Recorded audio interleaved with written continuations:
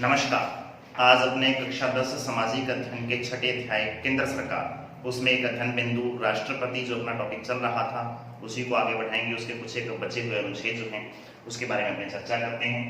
तो शुरू करते हैं आज का टॉपिक जो है अपना राष्ट्रपति। तो इस राष्ट्रपति में हमने जो है एक प्रकार से उसकी जो एक प्रकार से सामान्यकालीन जो शक्तियां और उसके कार्य हैं, राष्ट्रपति के कार्य और शक्तियां वो पढ़ने पड़ रहे थे।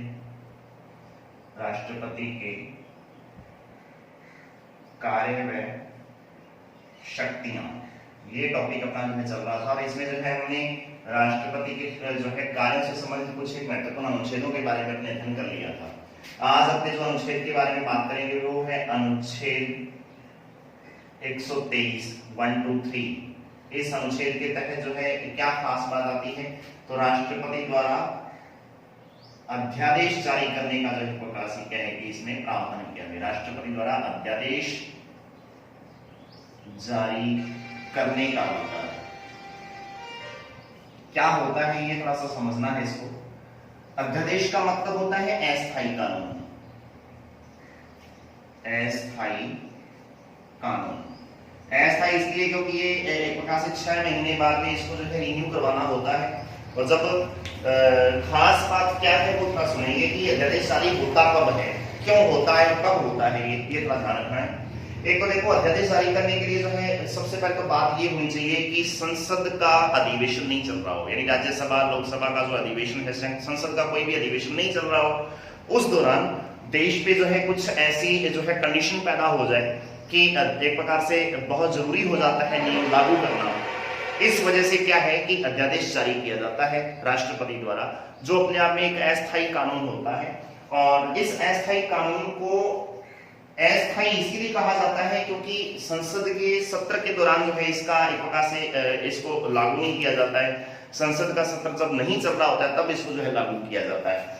इसलिए 6 महीने बाद में जो है क्या है कि इसको अपने आप में रिन्यू करवाना होता है। तो अध्यादेश की समय सीमा जो है अपने आप में वो क्या है वो थोड़ा ध्यान रखेंगे। इसकी जो टाइमिंग है या समय सीमा जो है, समय सीमा याद रखेंगे कितने माह होती है जी, 6 माह होती है।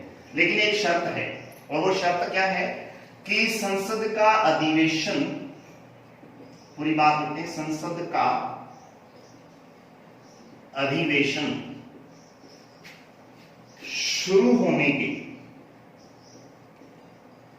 6 सप्ताह का मतलब 40 से 42 दिन हो गए, 42 दिन, तो 6 सप्ताह के भीतर इसे पारित करवाना आवश्यक है। भीतर इसे पारित करवाना अनिवार्य है। इसका मतलब ये हो गया, मान लो आज अध्यादेश जारी हो गया और आज संसद का अधिवेशन नहीं हो रहा है, और अधिवेशन न होने की वजह से और देश पे जरूरी एक प्रकार से नियम बनाना पड़ गया। इस वजह से जो है क्या कि अध्यादेश आ गया, राष्ट्रपति ने इस अध्यादेश को अस्थायी कानून को लागू कर दिया। अब हुआ क्या कि आज से ठीक 10 दिन बाद में अध्यादेश जो है संसद का अधिवेशन भी शुरू होने वाला है, और संसद का अधिवेशन शुरू भी हो गया मान लो 10 दिन बाद में। तो फिर जिस दिन संसद का अधिवेशन शुरू हो गया उसके 6 सप्ताह के अंदर अंदर जो है इस अस्थायी कानून जो लागू किया गया है, अध्यादेश जारी जो लागू किया गया है, इसको पारित करवाना होगा। अन्यथा 6 सप्ताह के अंदर अंदर ही जो है ये क्या होगी, एक प्रकार से इसकी समय सीमा समाप्त मानी जाएगी। तो सीधा सा मतलब ये हो गया कि इसकी समय सीमा यदि निकालनी है तो वो 6 सप्ताह से 6 माह तक इसकी समय सीमा होती है। पेपर में पूछा जाता है कि अस्थायी कानून आपका जो अध्यादेश जारी करने का जो समय सीमा है वो कितनी है, तो 6 सप्ताह से 6 माह के बीच में। अब 6 सप्ताह का मतलब क्या है, तो अध्यादेश जब संसद का अधिवेशन शुरू हो गया तो उसके 6 सप्ताह के अंदर अर्थात 42 दिन के अंदर अंदर जो है आपको क्या करना होगा, इसे पारित करवाना होगा। पारित तो हो गया तो वो 6 महीने चलेगा, और यदि नहीं हो पाया तो फिर जो है 6 सप्ताह के अंदर ही जो है उसको समाप्त माना जाएगा, वो अंत हो जाएगा उस अध्यादेश का। तो ये एक प्रकार से क्या है कि जिसको अपने अस्थायी इसी वजह से इसको बोला जाता है। 6 सप्ताह के अंदर यदि वो पारित हो गया तो ठीक है, वरना अपने आप ही वो निरस्त माना जाता है और अध्यादेश जो है अपने आप ही समाप्त हो जाया करता है। अब साधारण विधेयक पर जो है मतभेद होने पर जो है क्या है कि अध्यादेश बुलाया जाता है। ये और बहुत महत्वपूर्ण बात है कि अध्यादेश जब भी आएगा तो वो किसी साधारण विधेयक पर ही आएगा, ये और ध्यान रखेंगे। यानी कोई सा भी साधारण विधेयक जो है यानी वित्त विधेयक, धन विधेयक जो है उस पर जो है लागू नहीं होता ये। तो साधारण विधेयक पर ही जो है प्रकार से क्या है कि अध्यादेश जारी होता है। ये एक और अन्य शर्त है जो काफी महत्वपूर्ण है इस अनुच्छेद 123 के अंतर्गत। इसके जो है अध्यादेश पर जो है साधारण विधेयक पर मतभेद होने पर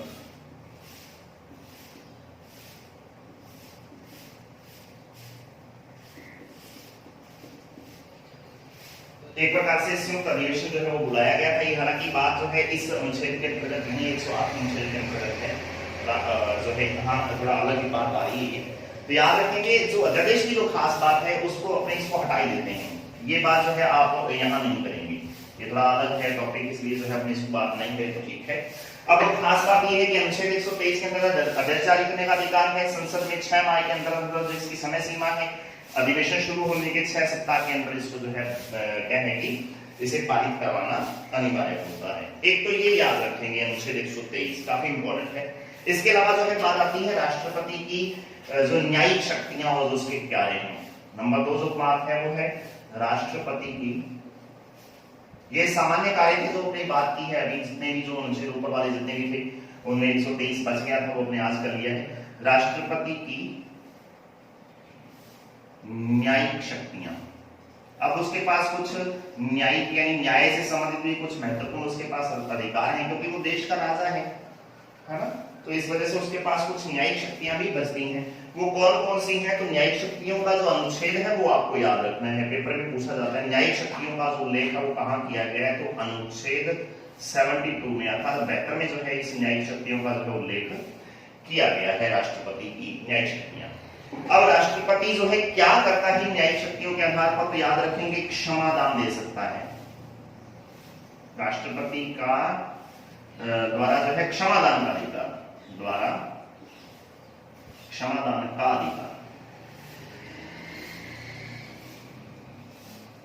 तो सीधी सी बात है राष्ट्रपति द्वारा क्षमादान का जो अधिकार है वो अपने आप में क्या है कि अनुच्छेद 72 में दे रखा है। और इसके तहत 4 प्रकार की जो है क्या है कि 4 प्रकार से क्षमादान दे सकता है। हालांकि 10th सामाजिक अध्ययन की जो पुस्तक है उसमें सिर्फ ये चारों के नाम दे रखे हैं, उनका आगे वर्णन नहीं दे रखा है। लेकिन 12th पॉलिटिकल साइंस के अंतर्गत जो है विद्यार्थियों को याद रखना है कि ये चारों प्रकार की जो क्षमादान कौन कौन सी हैं और उनका क्या एक प्रकार से वर्णन है वो भी अपने को याद रखना है।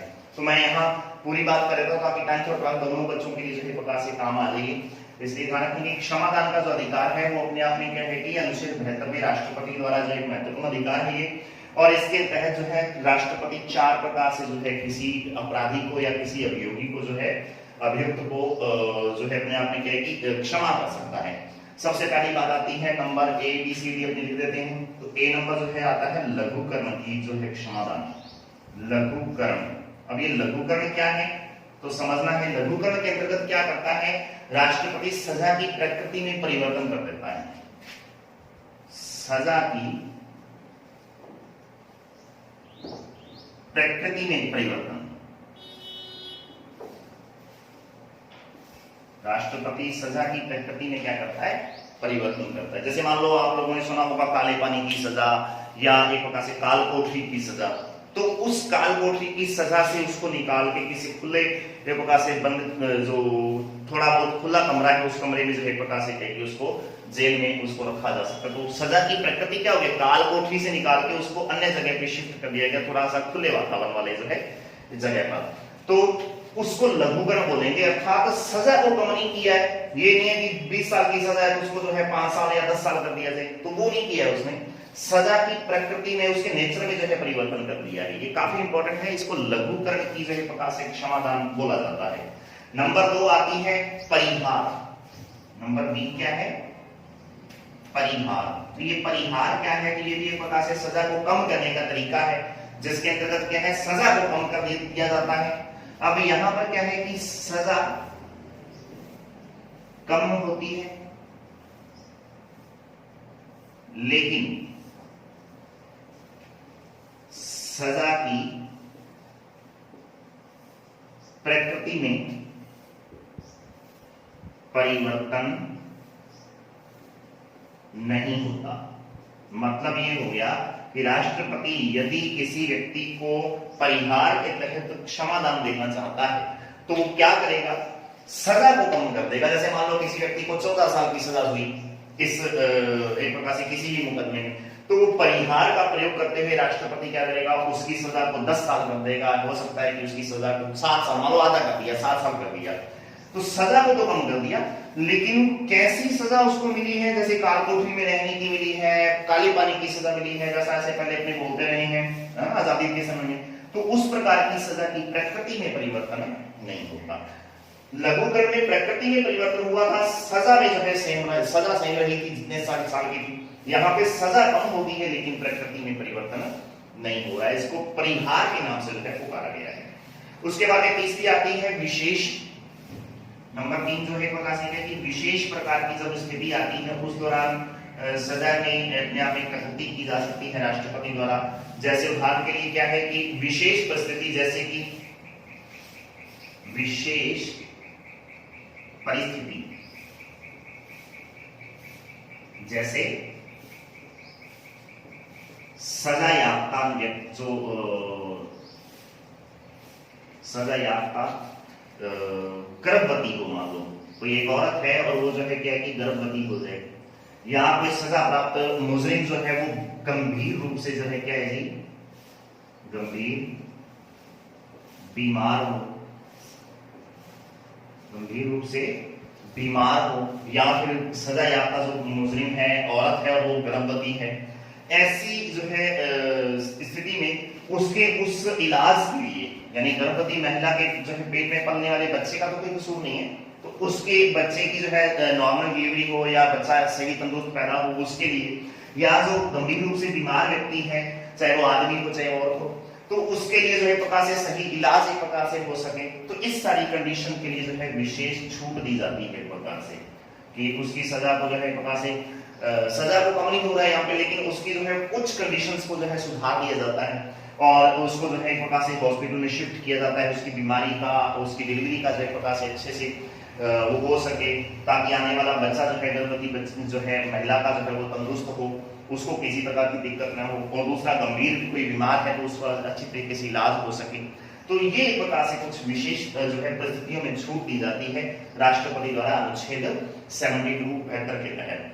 उसके अलावा बात आती है प्रविलंबन की जो है प्रकार से शक्ति, नंबर 4 जो है प्रकार से काफी महत्वपूर्ण है। विलंबन का अधिकार जो है प्रकार से, अब इस प्रविलंबन का विलंबन का मतलब दो देरी कर देना, तो क्या किया जाता है, याचिका दया को विलंबित कर दिया जाता है, यानी दया याचिका जिसको बोलते हैं अपने, दया याचिका को विलंबित कर दिया जाता है। इसका मतलब क्या हो गया कि राष्ट्रपति के पास मान लो किसी व्यक्ति ने दया याचिका लगाई कि उसको एक प्रकार से क्या है कि फांसी की सजा हुई, और राष्ट्रपति के पास जो है एक प्रकार से कोई दया याचिका चलेगी कि मुझे जो एक प्रकार से क्या है कि फांसी की सजा दी जा रही है और मुझ पे जो है कुछ रहम किया जाए और मेरी जो है इस सजा को, यानी जो एक प्रकार से दया जो उम्र कैद की फांसी की जो सजा जो मुझे हुई है उसमें थोड़ी कमी की जाए, यानी मुझे उम्र कैद में या किसी अन्य जो है सजा में मुझे बदल दिया जाए, तो उस तरीके की जो है प्रकार से सजा में जो है क्या किया जाता है, दया याचिका में राष्ट्रपति द्वारा उस दया याचिका पे निर्णय नहीं लिया जाता है, ना तो उसको वो खारिज कर रहा है, ना उसको जो है वो डिसमिस कर रहा है या कुछ भी कर रहा हो, लेकिन वो क्या करेगा, उस दया याचिका को उठा के अपने दराज में या अपनी जेब में डाल देगा। पॉकेट वीटो का एक प्रकार से वो प्रयोग कर रहा है यहाँ पर, और इस प्रकार से जो है क्या है कि वो उस व्यक्ति की उस दया याचिका पे किसी प्रकार की सुनवाई नहीं कर रहा है, और वो उसने जो है एक प्रकार से उस दया याचिका को अपने पास सुरक्षित लंबित रख लिया है। आगे कभी भविष्य में जब उसको कभी टाइम मिलेगा या उसके दिमाग में आएगी तो वो जो है एक प्रकार से उस पर दया करेगा या नहीं करेगा, वो उसकी मर्जी है राष्ट्रपति की। तो ये एक प्रकार से जो विलंब कर रहा है, उसकी जो है सजा में देरी कर रहा है, उसको जो है क्या बोलेंगे, प्रविलंबन की शक्ति है। हालांकि लघुकरण नहीं हुआ, इसमें भी जो है कमी आई है, अनुच्छेद 33 के तहत क्षमादानी है ये, और यदि मान लो उसके पास गया और राष्ट्रपति ने फाड़ा उसको खारिज किया हाथों हाथी, तो फिर हाथों हाथ उस व्यक्ति को फांसी हो सकती है। इस वजह से उसमें जो है प्रकार से सजा में क्या है कि थोड़ी देरी कर दी अपने आप में, तो सजा में देरी का जो प्रकार से जो प्रावधान है वो अपने आप में प्रलंबन की जो शक्ति कहलाती है, ठीक है। और इसके तहत भी अनुच्छेद 72 में जो है ये क्षमादान का एक महत्वपूर्ण अधिकार। तो ये 4 प्रकार की सजाएं हैं, लघुकरण, परिहार, विशेष परिस्थिति में या फिर प्रलंबन। तो चारों प्रकार का जो है एक प्रकार से जो क्षमादान का जो अधिकार है काफी इंपॉर्टेंट है, आप अच्छे तरीके से इसको याद करेंगे। इसके अलावा जो है खास बात आती है अनुच्छेद 143 के तहत काफी महत्वपूर्ण जो है बात है यहाँ पर, जो राष्ट्रपति की जो एक प्रकार से अपने कार्य और शक्तियों के आधार पर देखें तो अनुच्छेद 143 क्या कहता है वो आप सुनेंगे। अनुच्छेद 143 के अंतर्गत कहा गया है कि राष्ट्रपति द्वारा परामर्श संबंधी क्षेत्राधिकार का जो वर्णन है प्रकार से दिया गया है। मान लो कि राष्ट्रीय महत्व, पूरी बात देखता हूं, आप थोड़ा समझेंगे इसको। राष्ट्रीय महत्व के किसी विषय पर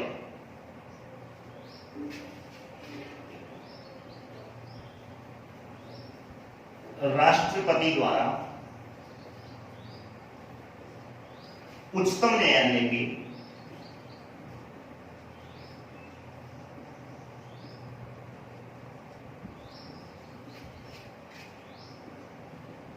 मुख्य न्यायाधीश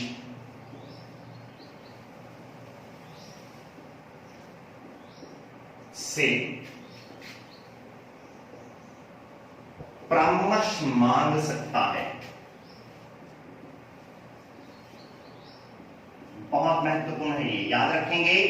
अनुच्छेद 143 में कहा गया है कि किसी भी राष्ट्रीय महत्व के मुद्दे पर सर्वोच्च न्यायालय से या सर्वोच्च न्यायालय का सर्वोच्च न्यायालय का मतलब मुख्य न्यायाधीश की बात जो है की जा रही है, सीधा सर्वोच्च न्यायालय बोल देगा तो भी मुख्य न्यायाधीश की बात हो रही है, पूरी बात लिख देंगे तो भी मुख्य न्यायाधीश ही रहेगा। तो सर्वोच्च न्यायालय के मुख्य न्यायाधीश से राष्ट्रपति क्या कर सकता है जी, परामर्श मांग सकता है। मोस्ट इंपोर्टेंट बात है, याद रखेंगे, परामर्श संबंधी क्षेत्राधिकार।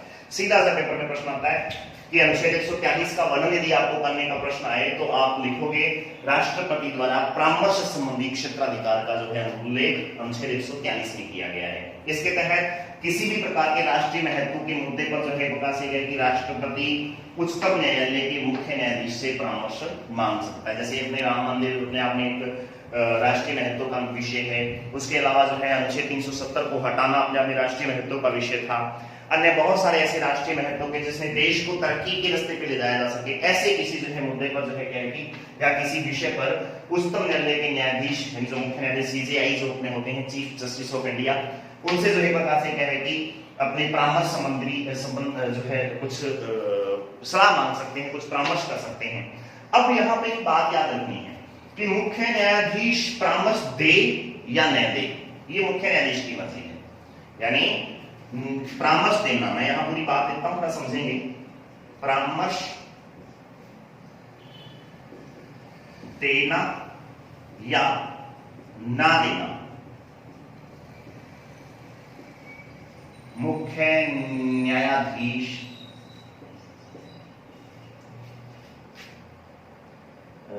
की मर्जी है एक प्रकार से।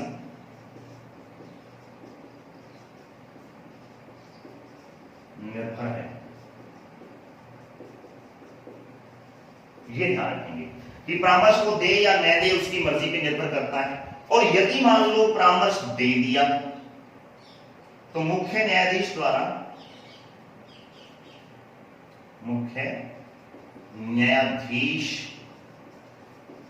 द्वारा दिए गए परामर्श को, दिए गए परामर्श को मानना या ना मानना अब किस पे निर्भर है, राष्ट्रपति की मर्जी पर निर्भर है। राष्ट्रपति की मर्जी पर निर्भर होता है। इसका मतलब क्या हुआ कि मुख्य न्यायाधीश से राष्ट्रपति ने परामर्श मांगा इस अनुच्छेद के तहत 143 के तहत, और मुख्य न्यायाधीश ने अब उस पर निर्णय देना है, अपनी मर्जी देनी है या नहीं देनी, यानी अपना वो सलाह देनी है या नहीं देनी, तो वो अपने आप में मुख्य न्यायाधीश पे निर्भर करता है कि वो देना चाहिए, उसको बोलना चाहिए या चुप रहना चाहिए, जैसा भी हो। और यदि मान लो मुख्य न्यायाधीश ने वो परामर्श दे दिया हो और उस परामर्श को मानना या ना मानना फिर किसकी मर्जी होगी? राष्ट्रपति की मर्जी होगी। तो फिर इसका मतलब क्या होगा कि वो दे या ना दे, राष्ट्रपति वो बातें नहीं है, और यदि उसने दे दिया तो फिर राष्ट्रपति उसको मानने के लिए बातें नहीं, तो मतलब क्या हुआ इसका? अमूमन ये देखा जाता है क्योंकि राष्ट्रपति के बाद में उपराष्ट्रपति भारत का जो है प्रोटोकॉल के आधार पर दूसरे नंबर का महत्वपूर्ण नागरिक होता है। उसके अलावा तीसरे नंबर का महत्वपूर्ण नागरिक कौन है पूरे भारत का? तो वो है चीफ जस्टिस ऑफ इंडिया, अर्थात भारत के उच्चतम न्यायालय का मुख्य न्यायाधीश। अब भारत के उच्चतम न्यायालय का मुख्य न्यायाधीश ऐसा तो होगा नहीं, तो वो बहुत महत्वपूर्ण पद पर एक बड़ा एक प्रकार से माननीय व्यक्ति होता है, और बड़े एक प्रकार से पौधे वाले व्यक्ति को ही जो एक प्रकार से ये पद मिलता है, जो अपने आप में इसके लिए पूरी तरह से योग्य होता है। ऐसे ही किसी व्यक्ति को ये पद मिलता है, इसलिए उसके द्वारा राष्ट्रपति द्वारा जो एक प्रकार से जो परामर्श मांगा जाता है, तो अमूमन ये व्यक्ति परामर्श देता है। 100 में से 101% ही देगा जी, 99 भी नहीं कह सकते, परामर्श देता ही है, ठीक है। और यदि इसने परामर्श दे दिया, अपनी कोई सलाह दे दी, तो फिर इस व्यक्ति की सलाह को मानना अपने आप में राष्ट्रपति के गौरव की भी बात है। इसलिए राष्ट्रपति उसकी सलाह को अधिकतर 100 में से वही बात 99 न कह के अपने 101 ही मान लेंगे, तो 100% जो है उसकी बात को मानना पड़ता है उसको। तो यह था क्योंकि राष्ट्रपति और दोनों जो है पद, मुख्य न्यायाधीश का और राष्ट्रपति का पद, राष्ट्रपति तो अमूमन खैर है ही बड़ा पद है, इसके अलावा मुख्य न्यायाधीश भी तीसरे नंबर का जो है नागरिक है भारत का प्रोटोकॉल के आधार पर देखा जाए। इसलिए बहुत महत्वपूर्ण हो जाता है इसकी सलाह को मानना भी उसके लिए, ताकि वो अपने आप में गौरवान्वित हो सके, मुख्य न्यायाधीश भी और राष्ट्रपति भी उसकी सलाह से, है ना। तो दोनों बातों में जो एक प्रकार से होता है, इसलिए जरूरी हो जाता है। कानून के अनुसार दोनों एक प्रकार से बातें नहीं है, दोनों की मर्जी है, माने या न माने, भेजे या न भेजे वो परामर्श, लेकिन अमूमन ऐसा होता है कि मान लिया जाता है। तो ये बहुत महत्वपूर्ण है अनुच्छेद 143, ठीक है जी। और इसके अंतर्गत जो है परामर्श संबंधी क्षेत्राधिकार का जो उल्लेख है वो किया गया है। तो बहुत महत्वपूर्ण जो बातें हैं इन जो है अनुच्छेदों में, अनुच्छेद 123 में भी और अनुच्छेद 143 में भी काफी इंपॉर्टेंट है, आप इनको अच्छी तरह से याद करेंगे। आज के लिए इतना ही, धन्यवाद, जय हिंद, जय भारत।